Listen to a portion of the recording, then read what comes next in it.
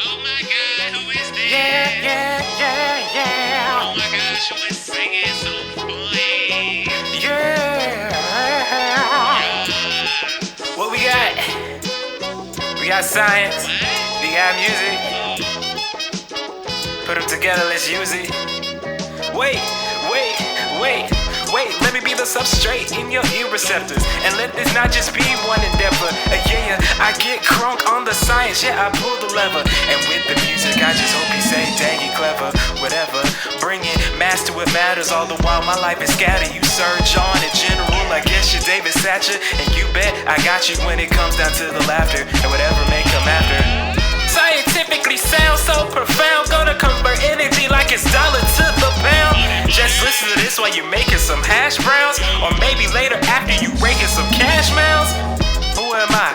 It's Ralph from the South, who raps out his mouth. And we bring the music to the science that's around. And that's on period. And I just thank you for hearing this scientifically sound. Oh my God, I'm so excited. I'm so excited.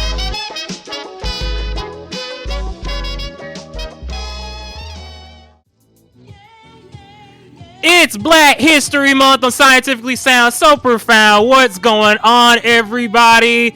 We're talking about lift every voice and sing till earth and heaven ring. We're talking about with today's co-host, it don't mean a thing unless it got that swing. Am I right? Am I wrong? Anywho, it's Ralph from the South. I'm the host. That do the most. Welcome to Scientifically Sound. If you are a visitor, if you're first now visiting, please stand up. We have pamphlets. We have everything for you today. And this is a show where we bring my two loves, science and music, to a creative narrative. And I gotta have fun with this episode because I brought a wonderful co-host. This co-host is a multi-instrumentalist and scientist. We always got to give a shout out to those who are scientists and fill in the blank. He attended North Carolina A&T. Okay, big Aggie energy. We see it.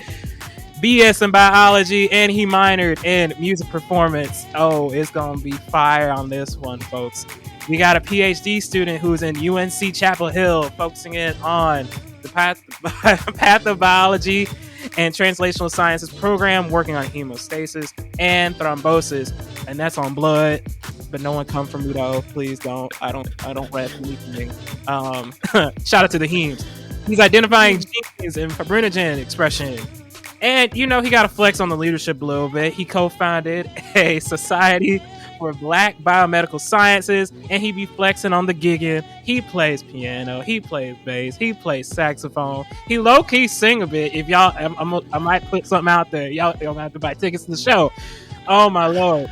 And when I met him, it was a tweet I put out in regards to just art and science, and he gave me this idea of having Ella Fitzgerald singing into a pipette, and ever since then we've just been vibing on, and his future looks hecka bright because he wants to go forth and show his scientific findings and have a trajectory in his career towards improving cardiovascular health and helping in the psi literacy amongst Black communities. Everyone, put your hands together for Mr. Superfly Dobson. Let's give it up. Woo! Oh shit, he got the keys. Oh man, he got the keys. I appreciate the dope introduction, good sir. Of course, man. Honestly, that's on blood. I gotta steal that. I'm not even gonna lie to you. Bro, you can steal that, but we don't go to Cali. Steal that in certain spaces. Steal that in my head to crack myself up. There's a reason why we're in the states we're in. You're in North Carolina, I'm in Minnesota. I don't ever see no gang members. Nah. Oh my goodness. Well, how's it going, my man? How's it been? It's good, man. It's good. Thanks for having me on, man. I am a huge fan of Scientifically Sound. Thanks, man. I appreciate it. Man, I'm going to ask this question, and I always ask, what's the vibe for this week in terms of lab? What you've been playing in your headphones? Like, what's the song? Honestly, I've been on a funk vibe this week. Like, if I need to get a whole bunch of stuff done in the lab, that is the main thing I'll turn on is like some hardcore funk drive kind of thing. So Let's Work by Prince. My mom's gonna love you, dude. Like I need it funky. I mean, basically James Brown, JB's Maceo Parker on repeat. Maceo, let's go. I mean, and even like newer stuff like Corey Henry and the Funk Apostles, that's been jamming. Like, I would love to see Corey Henry and John Batiste just jam out for one good time. That would just be beautiful. Yeah. Especially when I'm pipetting into 96 well plates, because I'd be bored. Yeah, like that's the thing. Like the day drags on so much longer if I'm sitting there and loading up plates. I'm just like, versus if I'm in the pocket while I'm pipetting, like, bow, bow, bow. Pocket like, while pipetting. That's a new one, y'all. Oh my goodness. Now, I only got to introduce you, but you can truly introduce yourself if I miss anything, or if you want to add your own swag to it. Introduce yourself. Yeah, shoot, you nailed it. You nailed it. I am a scientist, musician, scientist. Which one comes first depends on the day. I feel that. But yeah, man. I love it, man. I love it. Man, in terms of what you had to do this week, what were you up to? Which is why you had to play some funk. So I've been doing a lot of Western blotting in terms of treating cells and then lysing them and loading them to check out how different proteins change expression. Fibrinogen along with some other things. And I was doing a lot of RT-qPCR and, like 96 well plates, loading them up and checking out mRNA expression. I could never. Well, I am doing it. I just 96 well plates, honestly, could look like some jewelry on a chain. I'm just saying. Like, I told someone that if I could get a gold-plated 96 well plate and put it on the chain, that would be so fire for like some science jewelry. Then I was like, that's a lot of gold. That's too much gold. Oh, just have like the 96 diamond studs. Like, that's what that's fire. But no one's gonna understand what it is. Like, what is that? It's like, nah, we don't rock Jesus pieces here. We rock, you know what I'm saying, the 96 well plate, because every well is a stud. Oh yeah, every well is a stud. 10-carat stud every well. Like, the way I would flex if I ever got a Nobel Prize, like, that's not on my to-do list, but if it just happened, it would honestly be one for the history books. The way I would pull up like it's the Grammys. I'm like, y'all don't understand. This is my Grammys. So the way I would flex would be historic. Yo, it could happen. It could. Look, when my parents always remind me, just like, your dream has always been like get a Grammy and get a Nobel Prize in like something that's not the Peace Prize. I'm like, yeah, because if I can, we winning forever. I already told, I think, my friends, I want to get on stage and do what Donald Glover did at the Grammys, or not the Grammys, at the Emmys and everything. Just like, shout out to the Migos. They weren't in anything in Atlanta, but Bad and Bougie go hard. I was just like, yes, I want to do that openly in front of all these people. But man, either way, whoever ends up becoming, like, because I don't think there's any Nobel Prize winners that are black in the sciences, at least from my knowledge, which is weird. Yeah, like, not off the top of my head. I mean, part of the thing is, like, historically with black scientists, we've done so many great things, but the recognition isn't there. Like, I was floored at how many amazing black scientists there are scattered throughout history that I knew absolutely nothing about until I actually started looking. Right? Like, weren't covered in class or anything. We always get the typical, like, George Washington Carver, the Charles Drews. And I agree with, like, even then, like, one of my, and I mean, mind you, everyone, I didn't go to HBCU. Dre'Von did. and he probably got information about this Friday, but you know Ernest Everett Just? Tell me why I was about to bring him up as one of my favorites. Same, bro. Like, I remember, and everyone, this is like a book plug. They ain't paying me. Like, this is one of the greatest books that I've ever had to read. The Black Apollo of Science, I feel like for every black scientist out there, and even people that aren't black but are also in science, just for information of what was going on, read The Black Apollo of Science, Ernest Everett Just by Kenneth Mannings. Because I honestly, when I first got into grad school, because I'm switching from chemistry to a more biochemical, something more biology with cells and everything, and I honestly was like, I do not know anybody in history that worked with cells or anything. And so I was like, man, I need to find somebody. And it was only because you know he was one of the founders of Omega Psi-Phi, and my family, part of my family are all Omega. And I'm like, cool, but it was like, you don't know nothing about the Black Apollo? Like, what you mean? I didn't pledge. And then they put me on. I was like, cool, let me read it. And I read that book for a solid 3 months. Every time I was doing an experiment, I had an incubation time, and it was amazing. Like, that inspiration. I mean, it's just inspiring to learn how he changed the game in terms of cytology, in terms of embryogenesis and a lot of his work that he was doing, while like battling some real issues. Like, I'd be like, oh man, my account load, the struggle is real. And then, learn about him dealing with like Nazi detainment. Like, that's like, there's levels to the stuff.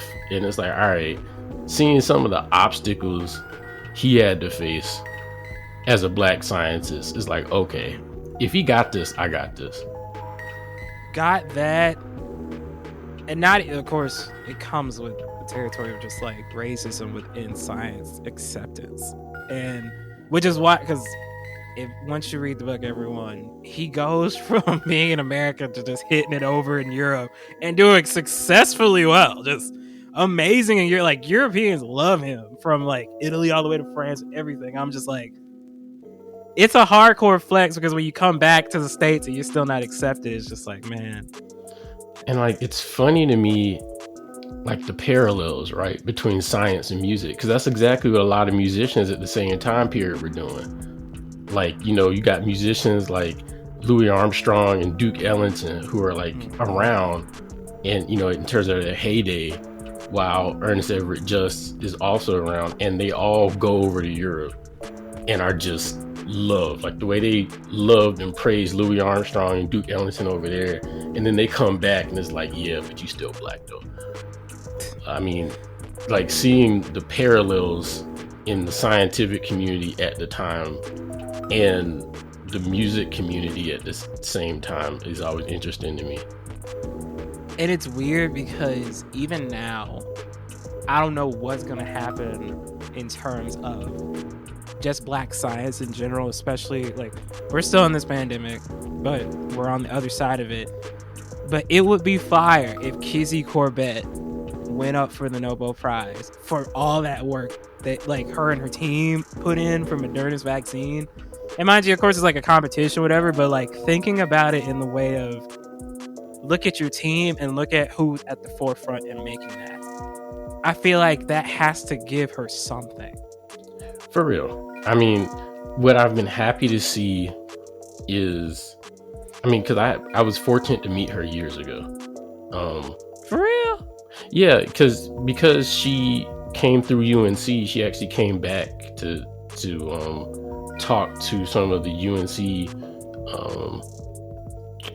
initiative for maximizing student development diversity. They had a retreat where they had career panelists who were alumni come in and talk to us, and Kizzy was one of them. So I mean, we were just chilling at the table, rapping and talking about how things were going in her career. And I mean, this is pre-pandemic, so when I saw her blow up, I was like, yo, that's great for you. Like, just seeing the way she's been offered her her flowers now in terms of the national platforms and interviews and stuff, as well as securing her position at Harvard. So congrats to her on that. I mean, it's been great to see, and I think you're right. Like, going up from the Nobel would just take it a whole nother step further. I'm glad she's getting those flowers, and I know that with these flowers will lead to more flowers for other Black scientists that are getting to that level or already on that level. One of my favorite things I think I love to see on Twitter is, like, it's not even on Twitter, I think it's through Cell, but it always ends up on Twitter of just looking at it, is the 1,000 like inspiring like Black scientists. Because I don't know about you, I can't wait to get my PhD and start doing more work so I can get on that list, because it's just fire. It's so inspiring just to see the faces. Like, you don't even know about their research, but the faces, like, oh yeah, I don't even know. I mean, and honestly, it kind of blows my mind how small the Black scientist community is, because I know a good number of them.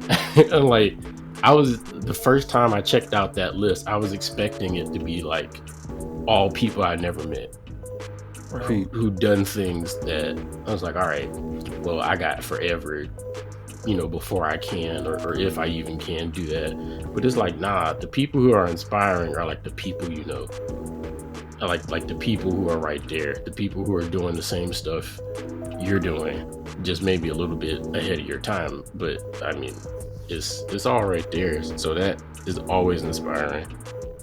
You hear that, Jim, folks?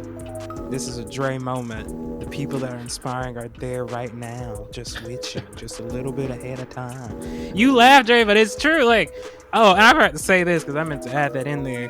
Dre'Von was in Black and Cardio, y'all. Like, he helped in terms of that. And I think that these type of organizations let you see and meet those people that are in your territory academically, age-wise now, that are inspiring. Because even in my time with Black and Cancer, like, meeting those people and getting, like, creating the relationships that I have with each and every one of them, at least in the organizing committee, it's nice when I see them win, because now I'm like, oh, we have this connection now. Because before, I didn't know you except on Twitter, or I didn't even know you existed. And now I'm looking just like, oh, I know where you at, I know who you are.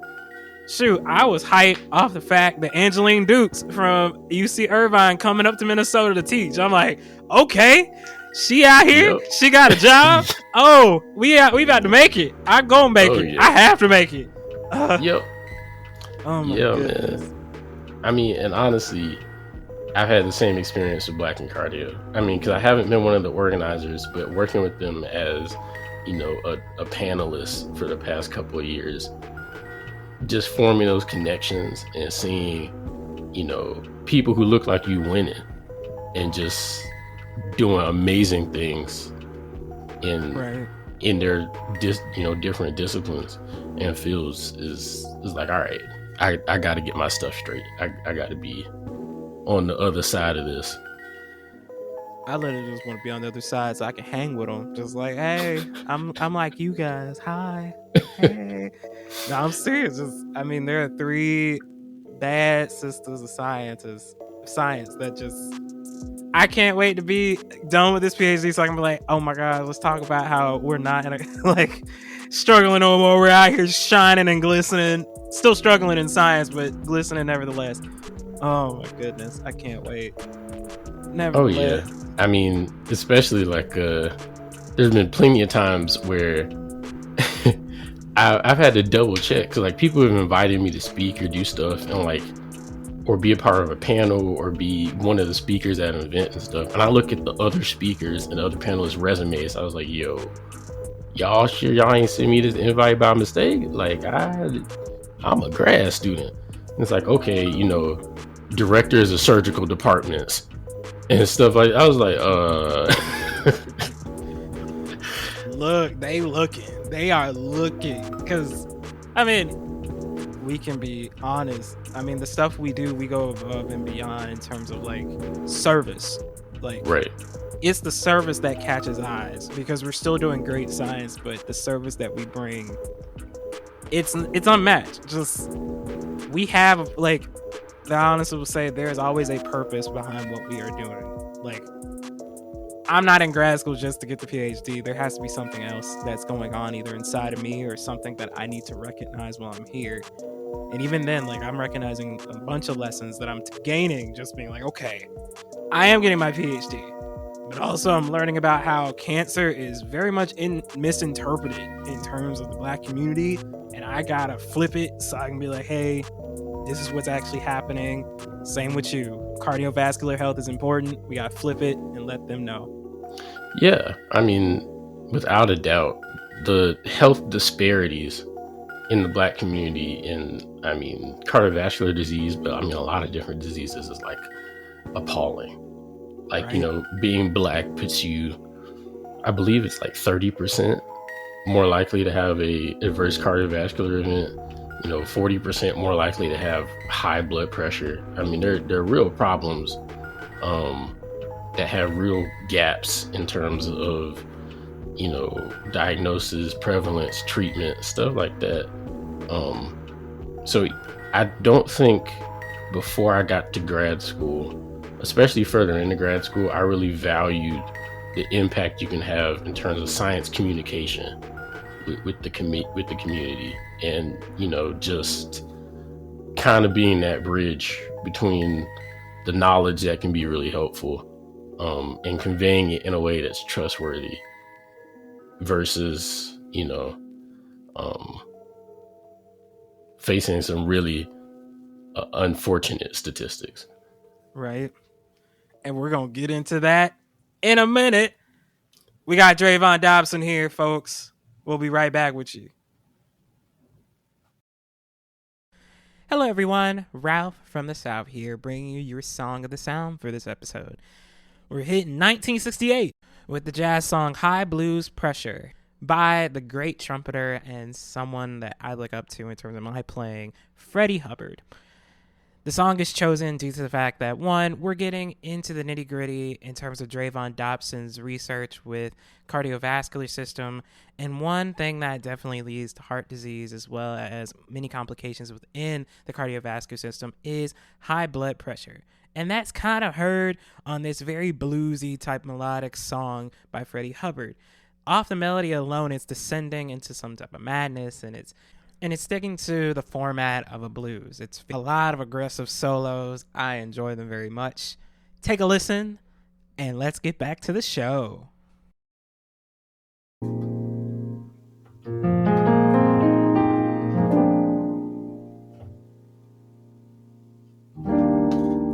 And I can think of younger days when living for my life was everything a man could want to do. I could never see tomorrow. I could never talk about the sorrow. Yes, Lord. Yes, Lord. How can you mend a broken heart? How can you stop the rain from falling down? Yeah, and how can you stop the sun from shining? What makes the world go round? How can you mend this broken man? Ooh, how can a loser ever win? Help me mend my broken heart and let me live again. And then I told him, I can still feel the breeze.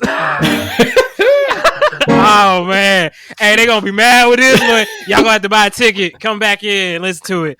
All right, y'all. As you can tell, I got Dre'Von Dobson on the keys. We living our best life on this show. Hey, this a first one. This a first. I got a musician killing it out here. So today's song and ultimately our topic of discussion is how do you mend a broken heart? Now, I think if you notice, me and Dre'Von kind of took musical liberties and went with the Al Green version, but we both were actually surprised when we found out that this song originated from the Bee Gees. And this is the story. You ready, Dre'Von? I'm ready. I got to hear this one. In 1971, right, Barry and Robin Gibbs got together. Apparently, they were broken up. Like, the brothers hated each other for some reason over managerial staff putting one of them in front of the other in terms of being the lead singer or whatever. So they broke up. But then they got back together, and over time being together, they were writing the song, How Can You Mend a Broken Heart? Because they were thinking about their breakup as brothers. And then they recorded it in London. It didn't do well at all in the UK, but it soared in the US, which is kind of crazy because this was for their 9th album called Trafalgar, which to me, I think they had like a Grammy nomination off of that song too. But here's the deal. They might have had the Grammy nom. They might have gotten all that. But you know, the feeling of that song is kind of upbeat a little bit. It still gets with the message. But then Al Green comes around. He already winning in the 70s. He decided to take that song and put it on his wonderful album, Let's Stay Together, as a cover. And, you know, it only took him a year. 1972, Al Green come in, sing that song, did the thing. And his career continues to take off to this day. I'm still happy he's still alive. So yes.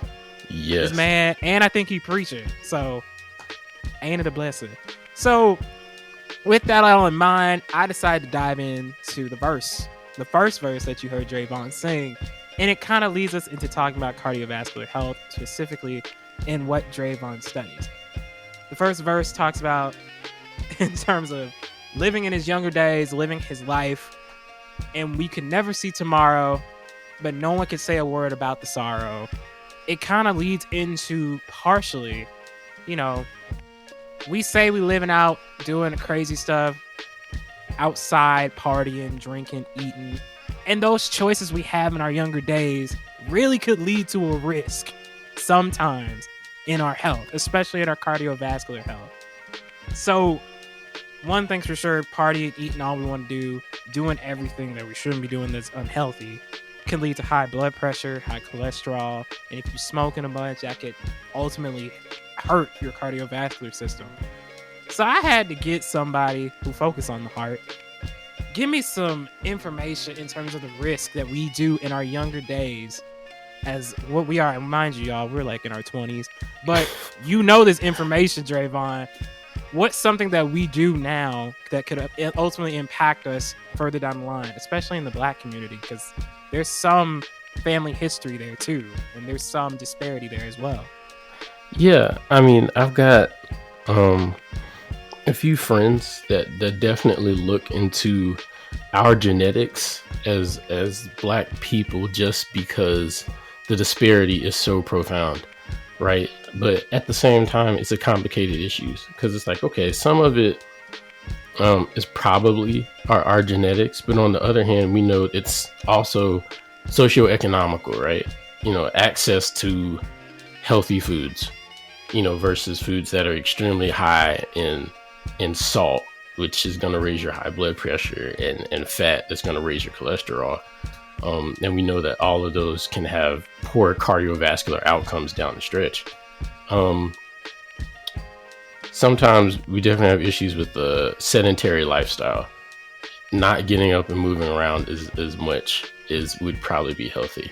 So, I mean, some of the things, at least now I think about, at the same time, I can say I wouldn't prescribe the same thing to a 20-year-old as I would a 60-year-old.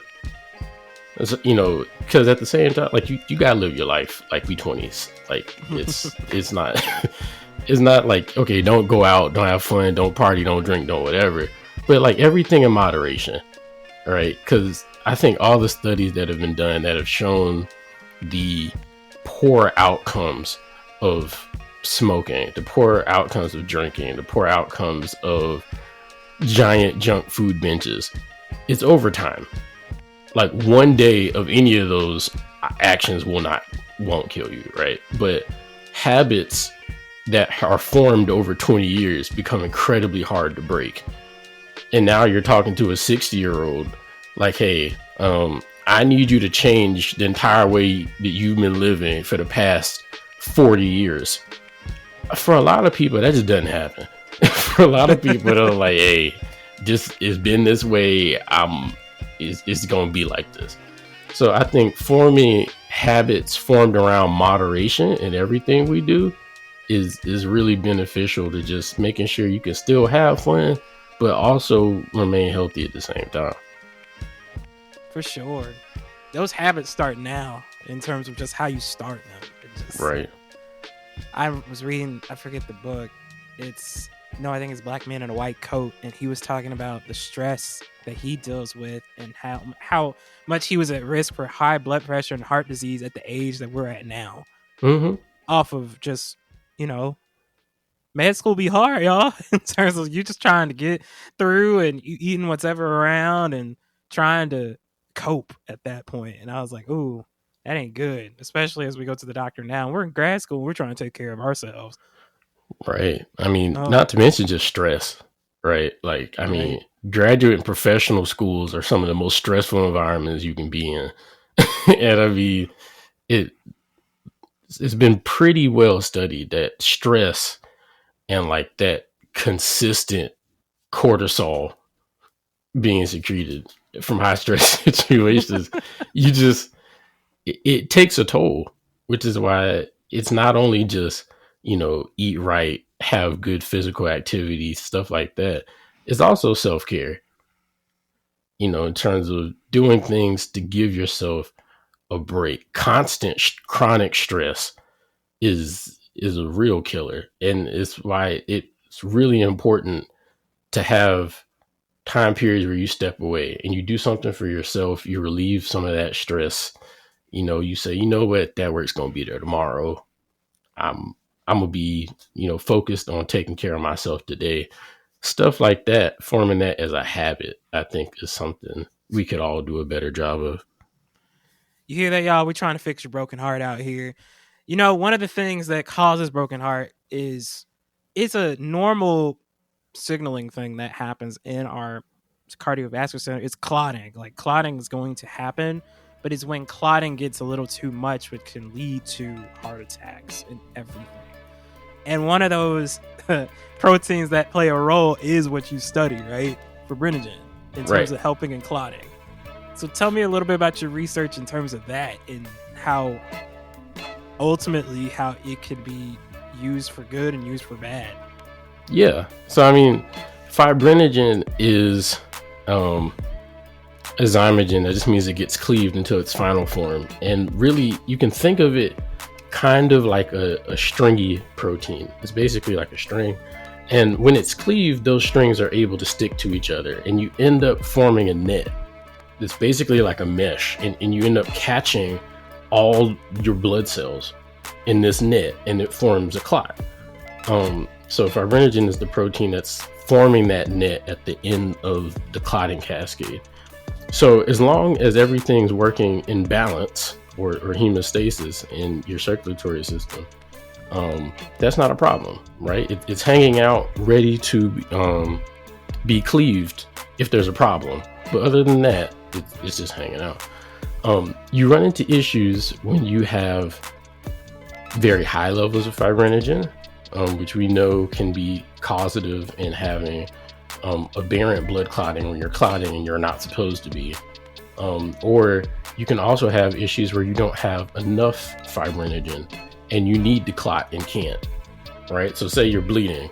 You need a blood clot to stop you from bleeding. The goal of your whole circulatory system is to keep the blood in your body and to keep it flowing.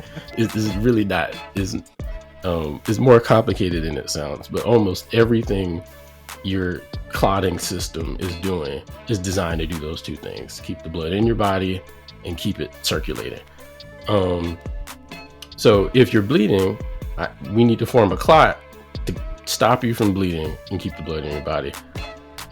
If you do form a clot and it's in your bloodstream, we need to be able to break it up so you're not disrupting the flow. And what we found is that fibrinogen impacts a lot of different diseases because blood is everywhere. So you're dealing with blood in infections, you're dealing with blood in cancer. Most illnesses you think of, you're dealing with blood, especially cardiovascular events. So fibrinogen interacts with bacteria. Certain bacteria like Staph aureus can actually bind fibrinogen to help their virulence in terms of infections. Certain cancers like solid tumor cancers can form a wall of the product of fibrinogen, which is fibrin, around the cancer to help conceal itself from the immune system. Fibrinogen does a whole bunch of stuff. And that's kind of what my research is about.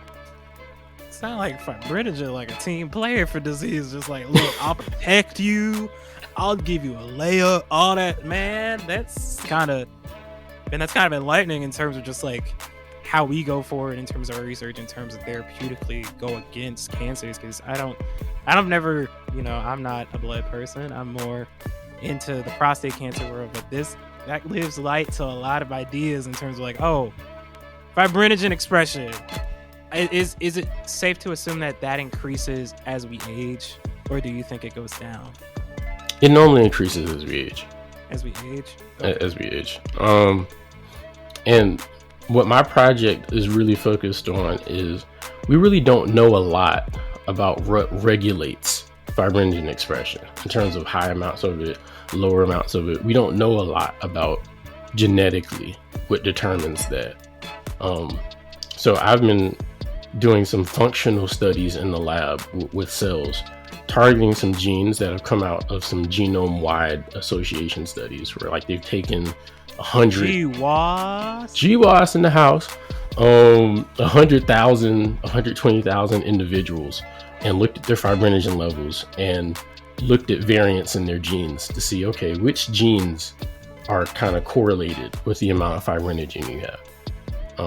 So I've taken some of those things like, hey, this gene is significantly correlated to the amount of fibrinogen you have. Let me look at that gene a little bit further to see how does it actually affect fibrinogen expression. And the hope is that if I find a gene that, is a major determinant of fibrinogen levels, we can manipulate that gene for potential therapeutics in diseases like, infections, cancers. I mean, speaking of this pandemic, our lab has recently done some studies showing that fibrinogen is through the roof in COVID-19 infections, like astronomically high,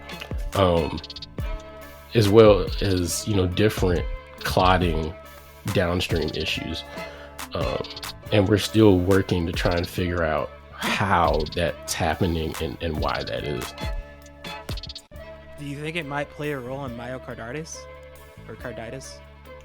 With everything that's happening with inflammation? I mean, I'm pretty sure it's playing a role in terms of the respiratory issues, right? Fibrinogen is an acute phase protein, which means it's pretty significantly elevated anytime there's inflammation. And inflammation in the lungs, as we all know, is not a good thing. That's not what you want. In terms of myocarditis, the connection there gets a little bit murkier, but it wouldn't surprise me. I'll put it that way. If fibrinogen was there, I mean, it's like you said, when it comes to health and disease, whether we want to do something good or bad in the body, fibrinogen is down the ride. It's like, hey, let's do it. Like it can help you heal wounds. Like it's got a significant effect on wound healing in terms of helping patch you up. It's like, hey, you want to help out? Cool, let's do that. Or you want to make somebody real sick? We can do that too. Fibrinogen does not here. It's the honey badger of our body, apparently, y'all. Cut no strings. Oh my goodness. Oh man. Now I've been educated really well from all this, just trying to figure out heart, because Everyone, February, not only do we get to celebrate Black History Month and, of course, Valentine's Day, which I hope everyone had a Valentine's Day. It's Heart Month. It's literally Heart Health Month. So we get into the 411 on all of that from Dre'Von right now. So, oh my goodness. I'm so glad we got to talk about this. Is there anything you want to let us know? Is there anything you're working on? Is there... What am I working on? This PhD. Yeah. Working on this PhD. Let me see. I don't have anything currently hidden. Gonna try and go back to dropping videos and things this summer. I tend to make a lot of one-man band kind of videos where, you know, I'll get a drum track and play different instruments and sing and stuff and do covers. Those are always fun. If you guys want to check those out, that's on my Instagram, superfly_bam. That is where that stuff is. But I also do, you know, tweets and stuff about science and just myself on Twitter. That's at Blood Biology. Other than that, no, that's all I got. I have to keep you updated. I think the ultimate flex I've always had in mind is I want to defend my PhD and drop my album on the same day. Like, I feel like that would be the biggest flex, and I could die happy. I really could. Hey, y'all be on the lookout for that album. I don't know what he gonna call it. It might be On Blood. Everyone, thank you for listening to Scientifically Sound. Make sure, remember, you draw inspiration from those near you. We know how you can mend a broken heart. Follow your habits. And self-care is the best care. Peace out. Peace, love, and happiness. Play us out, Dre'Von. Peace.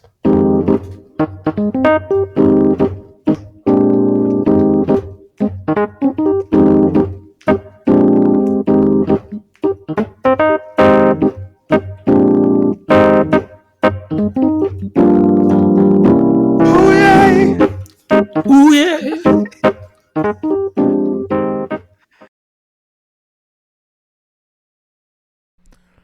Thank you so much for listening to Scientifically Sound. I am so grateful for this conversation that I got to have with Dre'Von Dobson. I hope you enjoyed it as well. If you'd like to follow us for more shenanigans for Scientifically Sound, you can follow us on Instagram at Scientifically Sound, all one word. You can also follow us on Twitter at the sci_sound. And we're also on TikTok at Scientifically Sound, all one word. And if you'd like to email us just questions or music suggestions or just, you know, giving us props, you can email us at thescientificallysound@gmail.com. And if you enjoyed this episode, share it with your friends, your loved ones. Like, subscribe, rate us 5 stars on Apple Podcasts and Spotify and all the major streaming services. And it is greatly appreciated, all the love we have for you. Till then, see you next time. Have a happy heart and a happy life. Peace.